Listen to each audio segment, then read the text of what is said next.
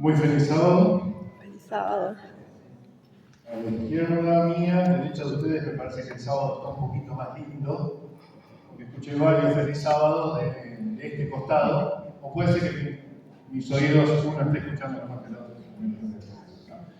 Pero a ver si me pongo bien en modo estéreo. Feliz sábado. Feliz sábado. Qué lindo poder compartir, qué privilegio poder compartir esta lección con todos. Hoy confirmé algo, ¿no? Cuando vos sugerís que habría que hacer algo, generalmente te lo enchufan a vos.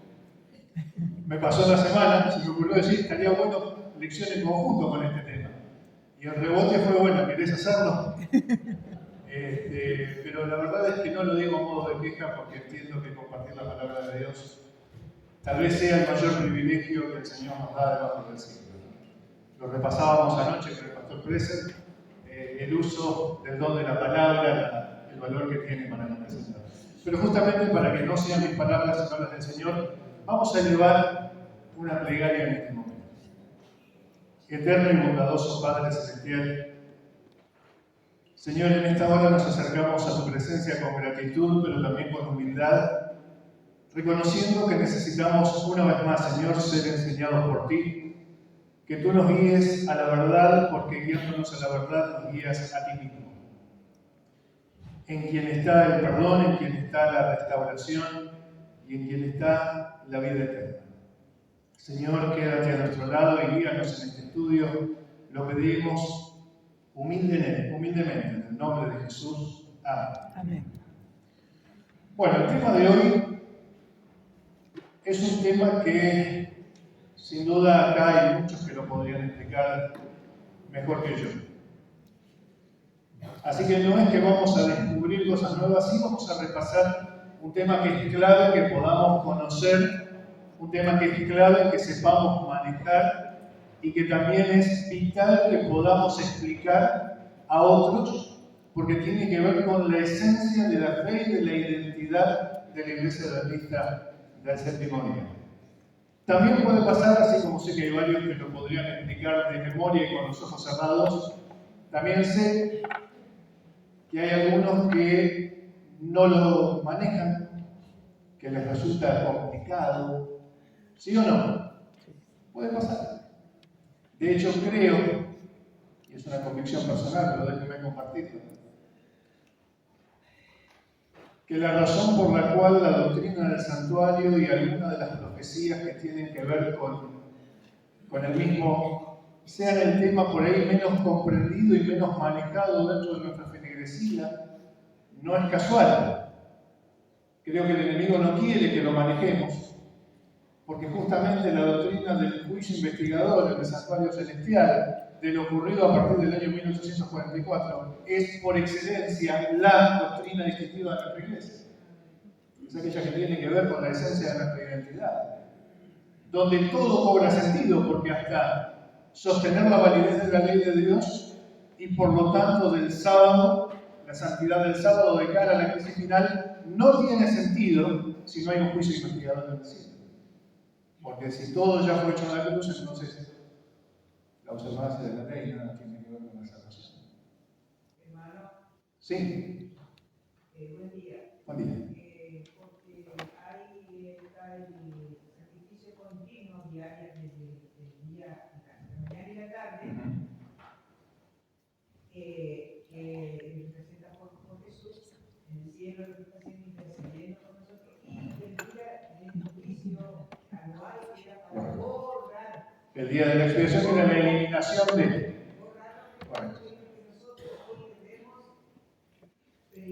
Correcto.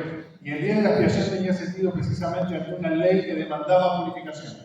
¿Sí? Si no hay juicio investigador, no tiene sentido la observancia de la ley. Yo le pongo a la pantalla y está llamando. Bien. Vamos a entrar en tema, vamos a tratar de hacerlo en el tiempo determinado.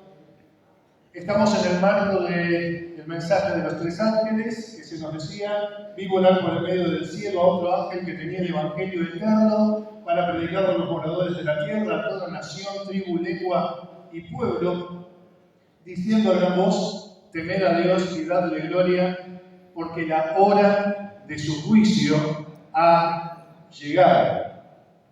Es el texto que estamos siguiendo a lo largo de estos sábados.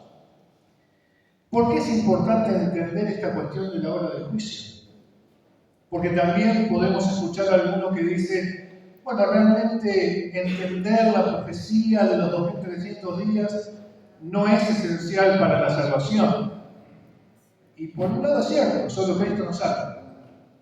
Nos da la seguridad de lo que se ha cumplido y confianza en lo que vendrá. Muy bien, como toda profecía, ¿no? Lo he dicho antes que suceda, para que cuando suceda creáis. Y si bien es cierto que la salvación está solamente en Cristo, es un error separar a Cristo de su palabra. Porque a veces enfatizamos el amor de Cristo y nunca lo vamos a enfatizar lo suficiente, porque será nuestro tema de estudio por la eternidad, pero lo divorciamos del concepto de verdad, y la verdad y el amor en Cristo van juntas, son inseparables y son una y la misma cosa. ¿Sí? Que son derivados de aquellos. Bien. Entonces, ¿por qué tenemos que entender algunas razones brevemente? El versículo de memoria de esta semana. Y esto, conociendo el tiempo, que es ya hora de levantarnos del sueño. Es imposible que haya una renovación de nosotros si no entendemos el momento de la historia que estamos viviendo y por lo tanto nuestro rol en ese tiempo de la historia. Porque la iglesia no fue creada para salvar, quien salva es Cristo, pero la iglesia es la comunidad en la cual los salvos crecemos en la salvación, porque es el lugar donde Cristo nos congrega y nos convoca para ser una herramienta de servicio y de salvación para otros, para ser esas cuerdas humanas de las que habla Oseas, con las cuales el Señor atrae a las personas así. ¿Sí? Es importante entonces conocer el tiempo, la noche está avanzada, se acerca el día. Es necesario entender, santifícalos en tu verdad, dijo el Señor. Tu palabra es verdad, no hay verdadera santificación, si no es a través de la palabra de Dios, y la palabra de Dios debe ser comprendida porque tiene que ser compartida también. La fe por el oír, decía Pablo, y el oír, de paso, en griego hay dos formas de hablar del oír, según en qué modo esté el objeto directo. Bueno, no vamos a entrar en gramática, ¿sí? Pero uno puede oír simplemente un murmullo, un ruido, ¿sí? Percibir un sonido, o puede oír entendiendo, comprendiendo. En ese modo está justamente aquí el texto, ¿sí? El oír es por la palabra de Dios. No hay fe sin comprensión. La fe no es un sentimiento, la fe no es un impulso. La fe nace de un concepto, de una facultad racional que elige creer, y no puede haber comprensión sin la palabra de Dios. Cuando hacemos esto ya no somos niños fluctuantes, llevados por doquiera de todo viento de doctrina, sino que, y fíjense el énfasis de Pablo, siguiendo la verdad en amor. Las dos cosas no juntas. El amor no se divorcia de la verdad, ni la verdad debe separarse del amor. Siguiendo la verdad del amor es como crecemos en todo. Esa es la plenitud que el Señor busca para su iglesia. Bueno, no voy a detenerme mucho más en esto. Si alguno quiere el PowerPoint, eso se puede compartir sin problemas. Algunas declaraciones de Elena de White. Existe la más imperativa necesidad, decía ella, de inculcar en la mente y los corazones de todos los creyentes la recomendación de Cristo. ¿Cuál? Escudriñar las Escrituras. ¿Cómo es esta necesidad? Es la más imperativa. Estudiad vuestra Biblia como nunca la habéis estudiado antes. ¿Sí? Primera de Joyas de los Testimonios, página 324. Solo los que hayan fortalecido su espíritu con las verdades de la Biblia podrán resistir en el último gran conflicto. Hermanos, la doctrina importa. No como sistema académico de análisis de la verdad, sino que la doctrina es parte de Cristo y nos debe conducir al Señor, hermano. Es bien claro, digamos, todo el proceso del santuario celestial y el santuario terrenal, porque el cordero es asesinado, es matado, es muerto ahí, ¿no es cierto?, en el atrio, y esa sangre es llevada. Quiero ir, hermano, a donde usted pone ahí como símbolo, ¿no es cierto?, que es el pan que está en el santuario, sí que representa a Cristo. Y pasamos por todas esas etapas. El atrio, el penitente tiene que confesar su pecado, la sangre es llevada a. ¿Y qué hace esa sangre? Cuando se. Sí, solo que hoy no tenemos el tiempo de analizar todo el ritual del santuario, ¿sí? Eso ya sería tema para otro sábado. Hoy tenemos que hablar de la hora del juicio cuando se da ese día de la expiación, que es el día de la limpieza, aunque vamos a hacer alguna mención también a eso. Y vamos a hablar del momento de la historia donde se vuelve relevante esta profecía. Decía en Daniel, al final, Daniel 12:4, pero tú, Daniel, cierra las palabras y sella el libro. ¿Hasta cuándo? Hasta el tiempo del fin. Quiere decir que en el tiempo del fin ese libro dejaría de estar como sellado o cerrado. Muchos correrán de aquí para allá y la ciencia, sinónimo de qué otra palabra? Entendimiento, conocimiento. ¿Sí? La esencia de la palabra ciencia es conocimiento. Rosita, corríjame. Etimológicamente la ciencia habla del conocimiento. Cuando hablamos de la omnisciencia de Dios, ¿qué estamos diciendo? Que Dios lo conoce todo. El conocimiento se aumentará. ¿El conocimiento respecto de qué? Respecto del librito que en ese momento no era entendido, que en ese momento era cerrado y sellado. ¿Hasta cuándo? Hasta el tiempo del fin. En el tiempo del fin, ese librito dejaría de estar sellado y cerrado. Y entonces en Apocalipsis, capítulo 10, Juan ve a desatar del cielo a otro ángel fuerte. No vamos a detallar todo, lo que estaba vestido del arco iris, bueno, tenía un montón de características, pone un pie sobre la tierra, otro pie sobre el mar, pero lo importante era lo que tenía en su mano, por lo menos lo que nos importa hoy. ¿Qué tenía? Un librito abierto, no tengo tiempo de entrar en exégesis, pero es el mismo libro del que habla Daniel 12. ¿Sí? Es decir, lo que en Daniel 12 aparece cerrado y sellado, ahora aquí en Apocalipsis 10 aparece abierto. Si que quedara cerrado y sellado significaba que no se lo comprendía, que esté abierto, ¿qué significa? Que se lo está entendiendo, que se lo está estudiando, que se lo está comprendiendo. Se le da a Juan una orden, que se acerque al ángel y le pida el librito, y el ángel le da el librito y le da una indicación. Tome y cómelo. ¿Sí? El otro día César repasaba esto de comer el libro, ¿no? Tragarlo. Cuando yo estudiaba, ya lejos de ese tiempo, bueno, digamos que estudiaba. En la facultad sí, en el secundario, también Rosita puede dar fe que no. Pero bueno, tenía compañeros que sí estudiaban y a ellos les decíamos los qué, los tragas. No sé si se sigue usando esta terminología hoy, o acabo de mostrar el DNI sin quererlo. Decime que sos viejo sin decirme que sos viejo. Pero bueno, eran los tragas. Tragar el libro era estudiarlo, era comprenderlo. Te amargará el vientre, pero en tu boca será dulce como la miel. Juan efectivamente hace lo que el ángel le indica y dice: cuando lo hube comido, amargó mi vientre. ¿Qué experiencia es esta? En el hallazgo de 1844. Nuestros pioneros identificaron en Apocalipsis capítulo 10 un anuncio de lo que ocurriría, porque precisamente a partir del estudio del libro de Daniel se gestó una esperanza que era dulce en la boca como la miel. Jesús venía, lo esperaban para el 22 de octubre de 1844, fecha perfectamente calculada, pero Cristo no vino.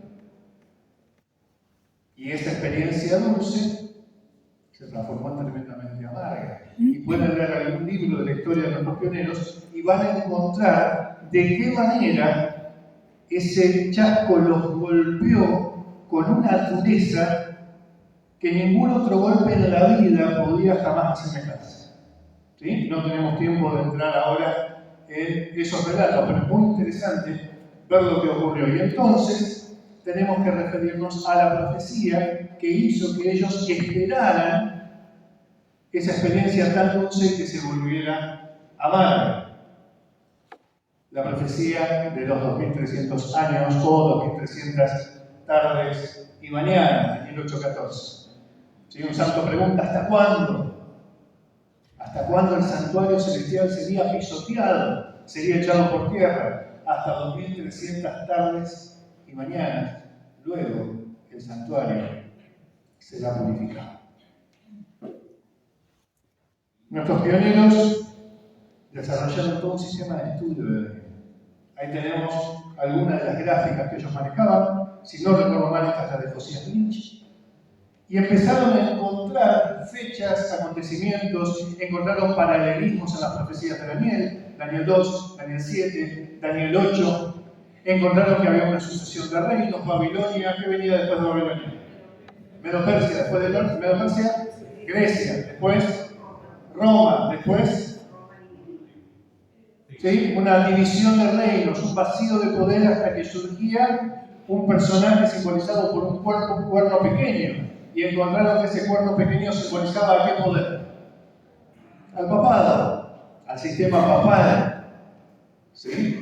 Y encontraron que ese sistema papal tendría un tiempo de supremacía en Daniel capítulo 7, que terminaría el 20 de febrero de 1798, cuando el general Berthier, mano derecha de Napoleón, tomaba prisionero a Pío VI, lo llevaba a Valence y allí en el exilio, como prisionero de Estado, el Papa moriría y dejaría de tener la supremacía que había tenido de forma ininterrumpida durante 1260 años, y encontraron que después de 1798 en algún momento se iniciaría una obra de juicio en el cielo.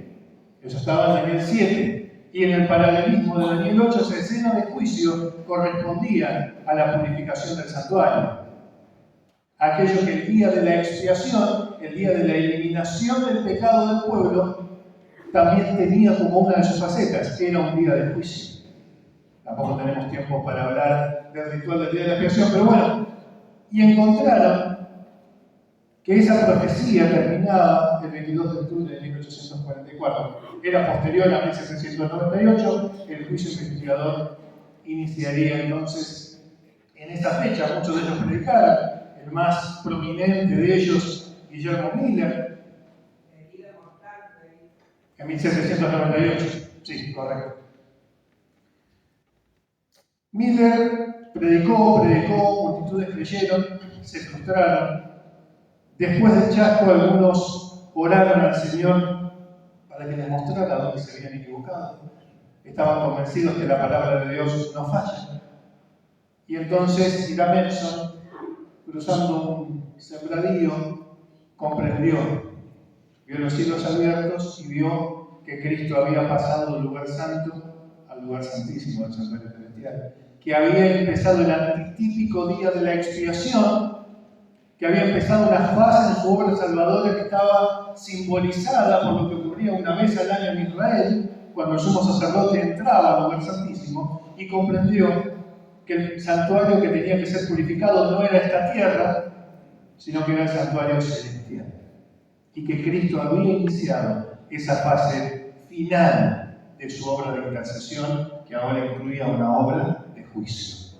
¿Sí? Todo lo que se proclamó, que parecía todo un fracaso, una frustración, termina en algo que sucedía en el cielo. Correcto. Se habían equivocado en cuanto a cuál era el santuario que iba a ser purificado.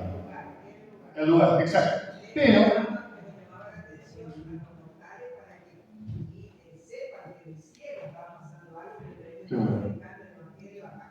cada vez que ocurre algo grande en el cielo, algo pasa en la tierra que llama la atención. ¿Sí? Pasó en Pentecostés, pasó también aquí. Lo más grande ocurre siempre en el cielo. ¿Sí? La tierra tiene la función, el pueblo de Dios, llamar la atención a lo que ocurre en el santuario celestial. Pero claro, conecta.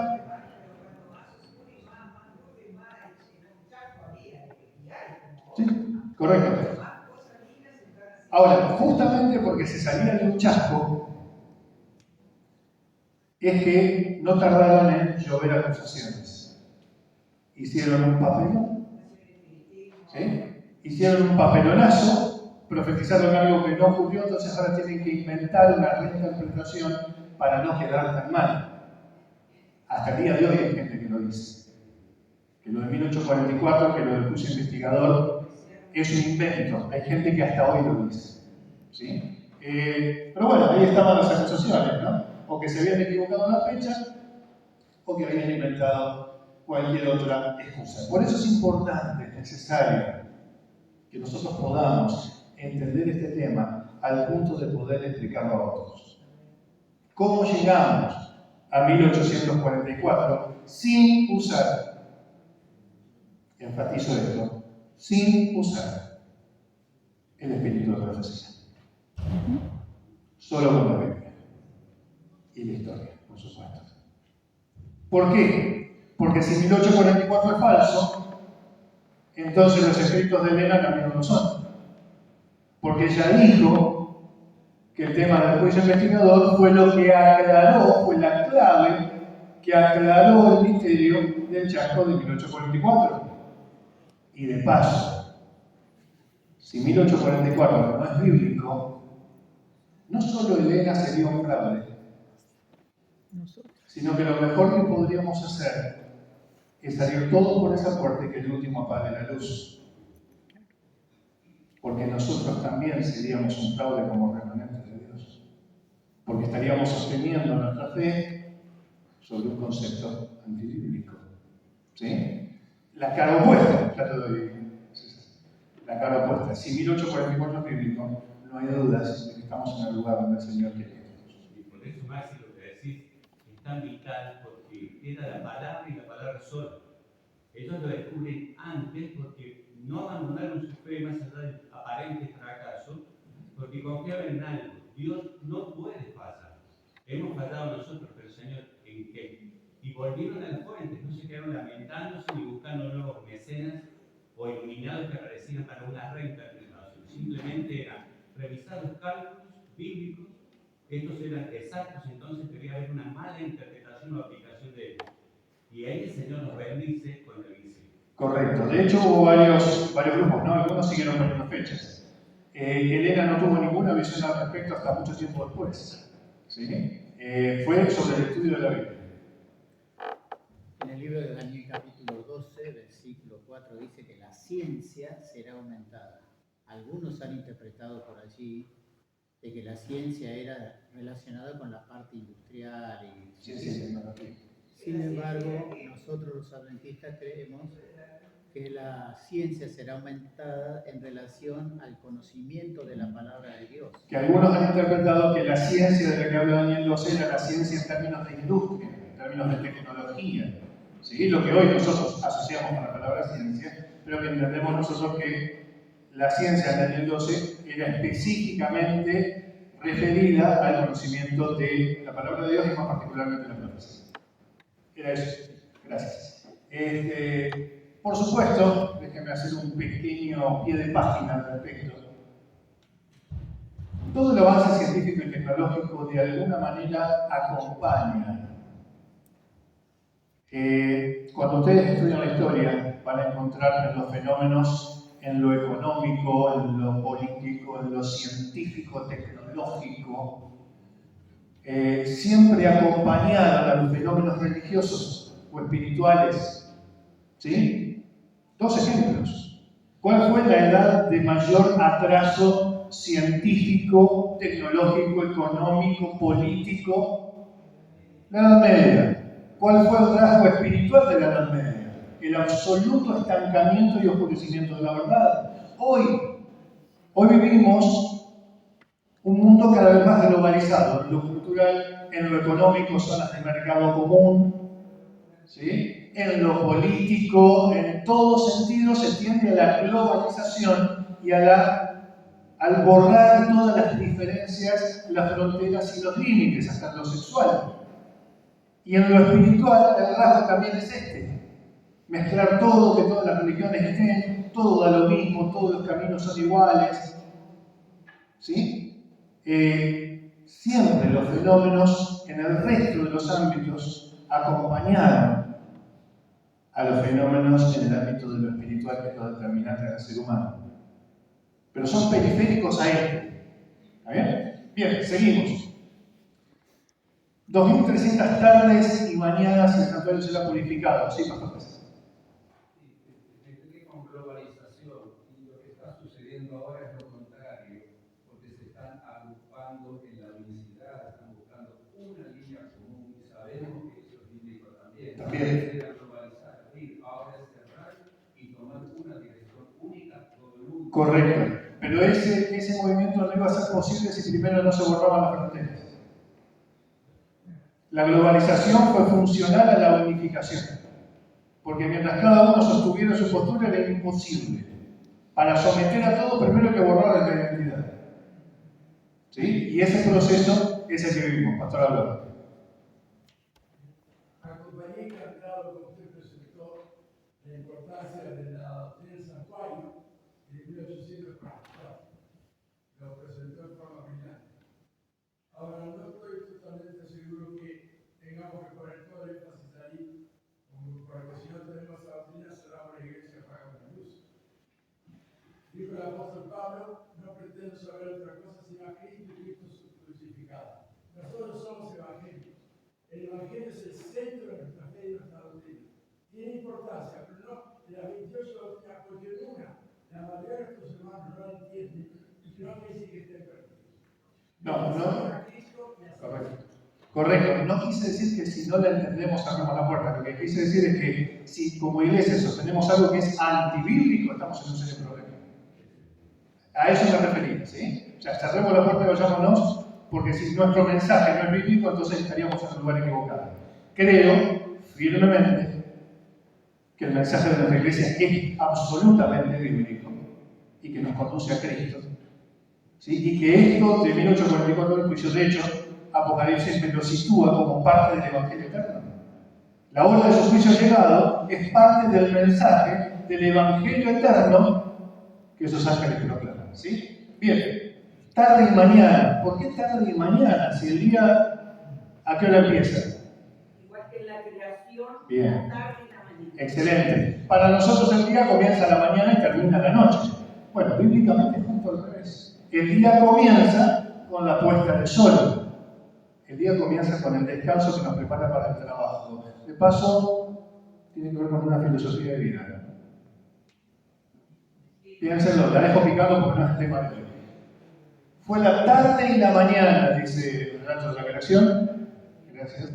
Un día, no dice la mañana y la tarde y la mañana. Por eso, de tarde a tarde, guardaréis vuestro reposo. Por eso, el día del reposo comienza con la puesta del sol de lo que nosotros mal llamamos el día anterior. ¿Sí? Era el día de la preparación, cuando Jesús fue sepultado. Estaba para comenzar el día de reposo. ¿Por qué? Porque se estaba poniendo el sol. El día no comienza con la salida del sol en términos bíblicos, sino que el día comienza con la puesta del sol. Todos los días, no solo el sábado. ¿Sí? Entonces, cuando se nos habla de 2300 tardes y mañanas, cada tarde y cada mañana representa un día, y un día en profecía representa un año. Tampoco tenemos tiempo de ir a los textos, ustedes ya los conocen. ¿Sí? Por lo tanto, 2300 días representaba un periodo de 2300 años. Bien. Y ahí vamos. ¿Sí? Tenemos poquito tiempo, así que vamos a ir avanzando. Hay una confusión en Daniel. Daniel, al final del capítulo 8, recibe una indicación, la visión de las tardes y mañanas que se ha referido es verdadera, y tú guarda la visión, porque es para muchos días. Y yo, Daniel, quedé quebrantado y estuve enfermo algunos días, y cuando convalecí, atendí los negocios del rey, pero estaba espantado a causa de la visión y no la entendí. Es la primera vez en todo el libro de Daniel que Daniel no entiende algo. En Daniel 2, cuando nosotros recibe un sueño, Daniel lo interpreta completo. ¿Sí? En Daniel 7 hay una visión, Daniel recibe una explicación completa. Recién en Daniel 8 tenemos la referencia que Daniel no entiende algo, pero ¿qué es lo que Daniel no entiende?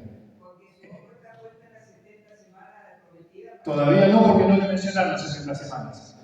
¿Sí? Todavía las 60 semanas están en el futuro para Daniel. Daniel acaba de recibir una visión de un carnero, de un macho cabrío. El carnero lo entendió porque se le explicó y hasta se le puso nombre y apellido, Daniel 8:20. El carnero que viste son los reyes de Media y de Persia. Vio un macho cabrío con un cuerno prominente que es quebrado, salen los 4, también con nombre y apellido. Daniel 8:21, el macho cabrío que viste es el rey de Grecia, se le explica el cuerno prominente, se le explica por qué se le dio un cuerno en su lugar, se le explica todo, excepto el periodo de 2300 años, que a Daniel lo deja enfermo porque él estaba esperando la restauración de Jerusalén en 70 años. Y ahora se le habla de 2300. Lo interesante es que en Daniel 9 no hay visión. En Daniel 9, Daniel comienza orando, pidiendo misericordia de Dios sobre su pueblo y que Jerusalén fuera restaurada. Claro, Daniel quedó pensando que lo que él esperaba era la restauración de Jerusalén en los 70 años que había hablado Jeremías, no iba a ocurrir nunca, 2300 años. En términos humanos es igual a nunca. Somos incapaces de pensar en tanto tiempo hacia adelante. Y de pronto aparece el ángel Gabriel, a quien había visto en la visión, se acerca a él y le dice: Daniel, ahora he salido para darte sabiduría y entendimiento. Al principio de tus ruegos fue dada la orden y yo he venido para enseñártela porque tú eres muy amado. Entiende pues la orden y entiende ¿qué cosa? La visión. La visión. ¿Qué visión? Si Daniel no acaba de recibir ninguna visión. La única que quedó colgada. Específicamente las 2300 tardes y mañanas, que es el único aspecto de Daniel 8 que no fue explicado en su momento. Hay un vínculo entre los dos capítulos. Es la única visión no explicada, lo acabamos de decir. La explicación va a ser una profecía de tiempo, que se refiere a otra profecía de tiempo, pero lo más importante es un vínculo lingüístico. Visión, en hebreo se puede decir de dos maneras. Jasón es la que habla de la visión en general. El carnero, el macho cabrío, el cuerno pequeño, los 4 cuernos, bueno, todo lo que Daniel ve. En Daniel 8, 1 y 2 se utiliza esta palabra. Me apareció una visión a mí, Daniel. Vi en visión. ¿Sí? ¿Qué es lo que él ve? Él ve un carnero, un macho cabrío. Visión en términos generales.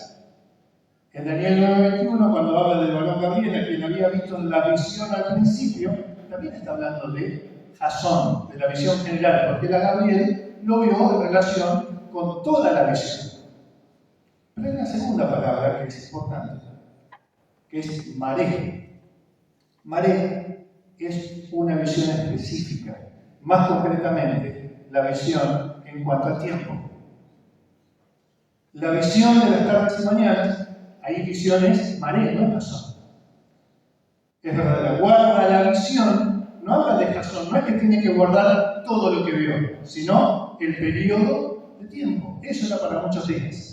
Cuando dice estaba espantado a causa de la visión y no la entendía, no habla de Jasón, habla de maré. Lo que él específicamente dice que no entiende es el periodo de tiempo. Y cuando el ángel le dice entiende la orden y entiende la visión, adivinen qué palabra usa. Maré. Lo que Gabriel viene a explicarle no es toda la visión, sino aquello que el mismo Daniel reconoció que no entendía. Por lo tanto, Daniel 9 es la explicación de Daniel 8. 70 semanas están determinadas sobre tu pueblo y da una serie de acciones que el pueblo de Dios debía realizar durante ese tiempo de gracia. 70 semanas están determinadas, no tenemos tiempo de analizar cada una de estas metas que el Señor le había puesto a su pueblo. Es interesantísimo, pero tenemos para una semana de oración. ¿Sí? Sino que nos vamos a detener en esta primera expresión. 70 semanas están determinadas. 70 semanas, ¿Cuántos días son? 490, 60 por 7, 490 días, pero como hablamos de profecía, son 490 años. Bien. Y acá hay una palabra clave, determinadas. Determinadas, chatar, en hebreo, significa cortadas. Si yo acá saco un pedazo de tela y te digo, esto lo corté, ¿cuál es la conclusión que vos sacás? ¿Qué más? Que tenía un pedazo de tela más grande. Yo solo puedo cortar algo de un pedazo más grande de lo mismo. ¿Está bien? Bien. Solo puedo cortar un periodo de tiempo. ¿De dónde? De un periodo de tiempo mayor. Así que estas 70 semanas, estos 490 años, están cortados de un periodo mayor. ¿De qué periodo? De los 2300. Y ahí arranca entonces la referencia de tiempo. Vamos a ver que había un camino muy directo para hacerlo, pero vamos a dar una vueltita y vamos a ver por qué. 70 semanas entonces, desde la salida de la orden para restaurar y edificar a Jerusalén hasta el Mesías príncipe, habrá 7 semanas y 62 semanas. ¿Qué gana de dar vuelta a Gabriel? Porque no dijo 69 derechos. ¿Sí? Ahora vamos a ver por qué. Sí, pero hay una razón. Bien. Entonces, desde la salida de la orden hasta el Mesías príncipe hay 7 más 62. La pregunta es, ¿cuándo arranca esto? Porque tenemos que tener la fecha de inicio, si no, no sabemos para dónde vamos. Bien. Hay 3 órdenes. La de Ciro, Darío II y Artajerjes VII Longiman.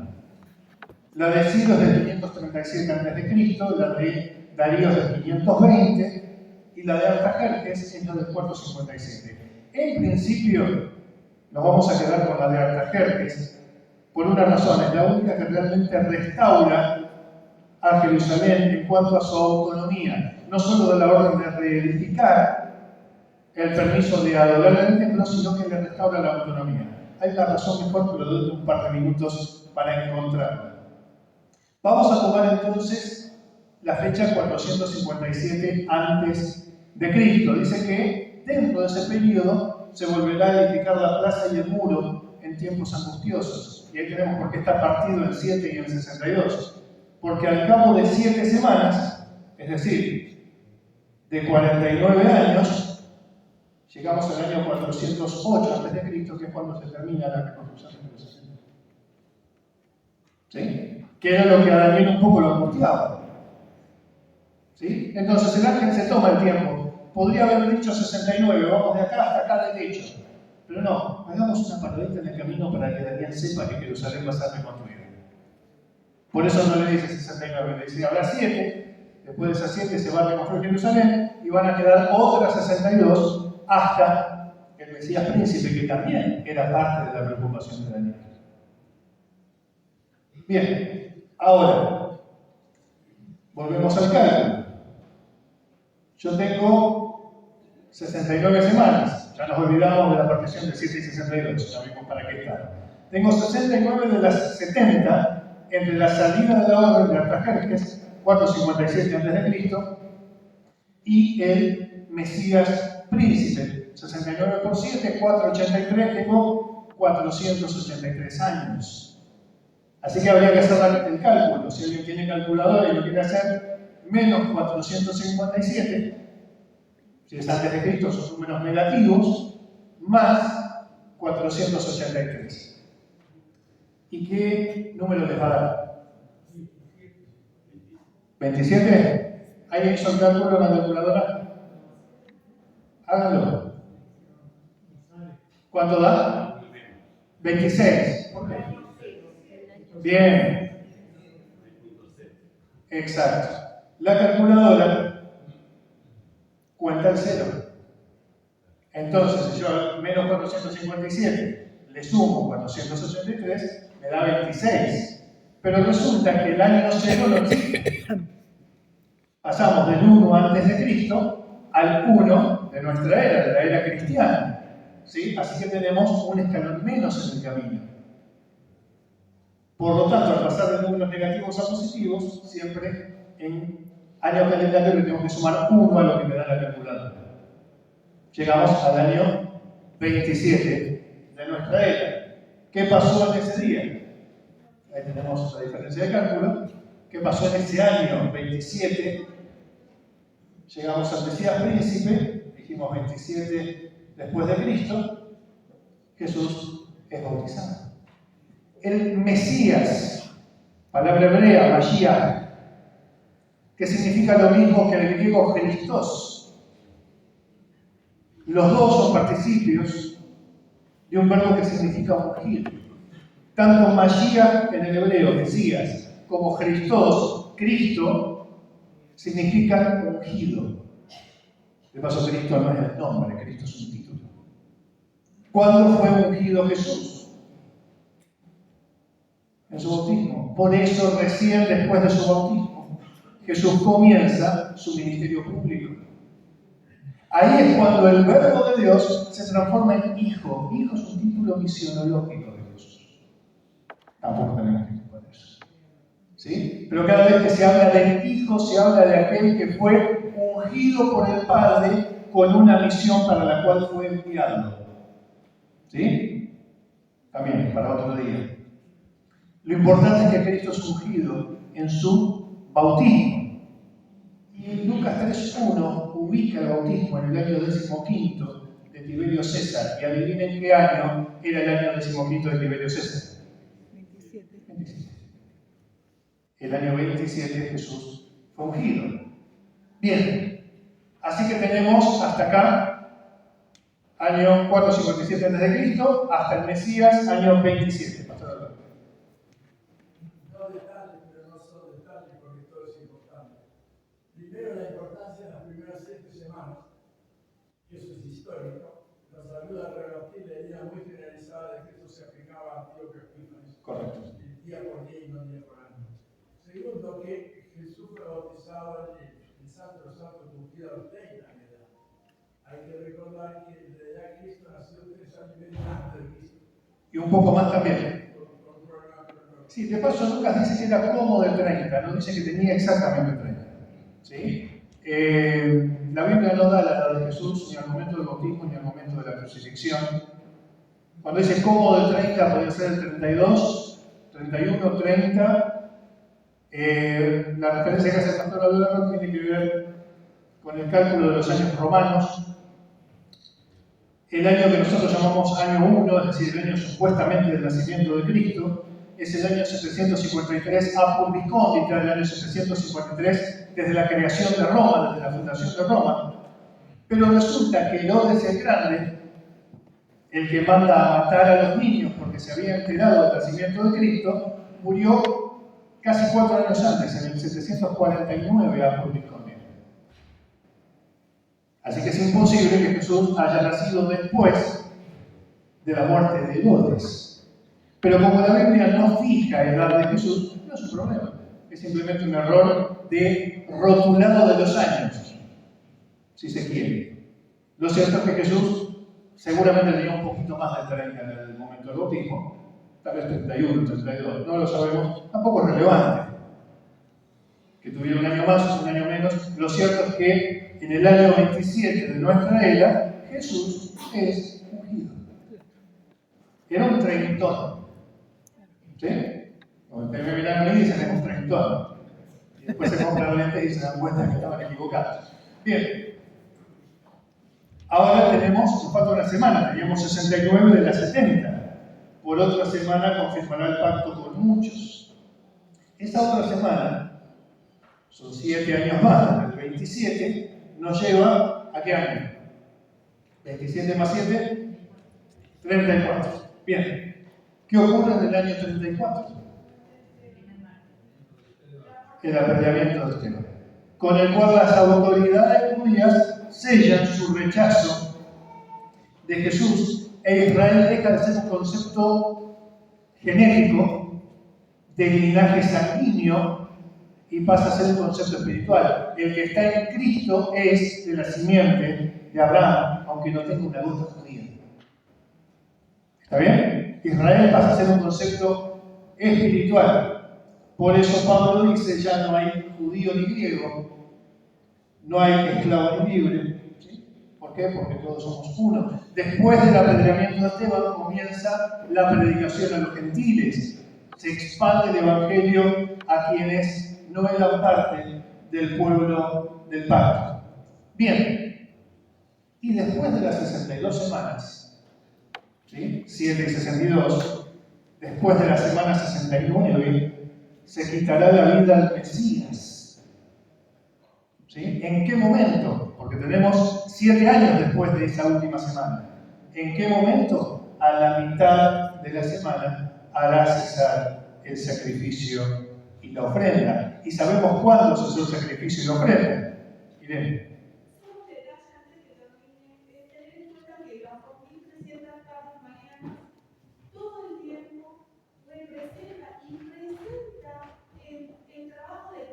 Sí, ahora voy a ir a eso. Correcto. ¿Sí? ¿Me puedo tomar 2 minutos más? Pues nos queda un poquitito y veo que estamos en hora. Voy a hacer como esos maestros que suenan el piano y no damos con ellos. Me incluyo. Ahora ya veo que pasa la película y empieza. ¿Cuándo cesó el sacrificio y la ofrenda? Cuando Jesús murió, el velo del templo se rasgó de arriba a abajo y eso ocurrió justamente a la mitad de la semana, en el año 31. Y esta es una clave, y tiene que ver con lo que decía el pastor Alberto, con la imposibilidad de acortar los tiempos proféticos, hablando de días literales, o de querer correr la profecía. Porque algunos podrían decir, no, Artajerjes no, Darío. Y me voy 60 años para atrás, 80 años para atrás. Es imposible. ¿Por qué? Porque tengo la venida de Cristo, que es un ancla para esta profecía. Porque Jesús murió en el 31 de nuestra era y no en el 32 antes de Cristo, si tomara la orden de Darío. Solo la orden de Artajerjes cumple con esta condición. Por lo tanto, el inicio de las 60 semanas es el 457 a.C. y por lo tanto, el inicio de las 2300 tardes y mañanas también es el 457 a.C. Yo podría haber hecho el cálculo directamente, agarrar menos 457, sumarle 2300 y listo. Pero era necesario ver que la profecía está fijada y es confiable. Por eso la vueltita. Dios no da vueltas. Cuando Dios nos llama por un camino que a nosotros nos parece indirecto, es porque Él necesita que estemos preparados para transitar el camino. Y los caminos directos, los caminos llanos, no siempre nos preparan. Son demasiado cómodos. Bien. Tengo 60 semanas, ya dijimos, vamos al año 34, y después es fácil, es matemática. Tengo 457 a.C., 490 años, llego al año 34. Esos 490 años estaban cortados de los 2300, así que me restan 1810. 2300 menos 490, 1810. Esos 1810 los tengo que calcular a partir del 34. ¿Está bien? Son los que me faltan. 34 más 1810. 1844. La Biblia no llega a 1844, no sucede eso. Si yo sigo la Biblia, es imposible llegar a otra fecha que no sea 1844. No hay forma. Y si hago el cálculo directo, lo mismo. 457 menos 457 más 2300, vamos a 1844. La calculadora me va a dar 1843, pero tengo que acordarme que la calculadora cuenta en cero, le agrego y vamos a 1844. Algunos pensamientos finales. ¿Por qué? Para hablar del inicio del juicio en 1844 tenemos que pasar por las 60 semanas. Porque las 60 semanas me hablan de la cruz. Me hablan del inicio de la obra de Cristo como Cordero, que era el inicio también de la obra de salvación en el santuario. Todo comenzaba con un sacrificio, pero no terminaba con el sacrificio. Y esta profecía me une la cruz con la última fase de la obra de intercesión de Cristo en el santuario celestial, porque cuando el Señor termine el juicio investigador, se habrá cerrado la puerta de la gracia y el Señor saldrá del santuario celestial, ya no para vestirse de sacerdote, sino de rey, y venir a buscarnos. Correcto, pero hoy no tenemos tiempo para analizar todo ese proceso. Pero lo cierto es que el Señor, al hacerse cargo de mi pecado, de mi culpabilidad, es necesario que limpie también su nombre y el nombre de su pueblo, y para eso hay un juicio. Última mano, y vamos a ir cerrando porque ya no nos queda tiempo. Jesús está en su santo templo y ahora aceptará nuestros sacrificios, nuestras oraciones y la confesión de nuestras faltas y pecados, y perdonará todas las transgresiones de Israel a fin de que queden borradas antes de salir él del santuario. Amén, amén. Ahí está la razón del juicio, ¿no? El pecado era eliminado. Hasta ahí había intercesión. El santuario era contaminado por los pecados del pueblo, de los cuales el Señor se hacía cargo. Pero llega el momento de eliminarlos, de limpiar para siempre, de vindicar el nombre de Dios, de vindicar a su pueblo y venir a buscarlo cuando el pecado haya sido completamente eliminado. Y de cara al juicio, esta profecía me enseña algo también, que de cara al juicio lo que importa es que mi pecado haya sido cubierto por la sangre de Cristo, porque los pecados que serán limpiados ese día serán todos aquellos que estén en el santuario celestial por la intercesión del Señor, porque hemos aceptado su sacrificio. Y si yo estoy cubierto por el manto de justicia de Cristo, esa es mi seguridad en el juicio.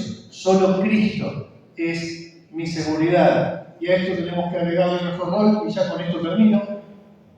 El ángel del que hoy hablábamos levanta su mano al cielo y jura que el tiempo no sería más.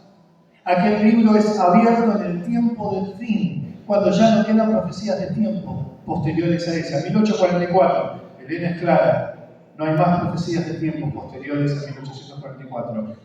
Extraño los buenos tiempos del fútbol cuando el árbitro no avisaba cuántos minutos adicionaba. El tiempo de descuento que vos no sabías cuándo se terminaba. ¿Sí? Pero sabías algo, el tiempo reglamentario estaba cumplido, cuánto más dependía del juez. Proféticamente hablando, estamos jugando tiempo de descuento. El tiempo reglamentario, los 90 minutos se terminaron. ¿Por qué? Porque la última profecía con un tiempo específico fue cumplida en 1844 y ahí empezó el tiempo del fin, porque ya no sabemos cuándo se termina. Ahora depende del juez. El juez determinará en qué momento suena el silbato, el partido se termina.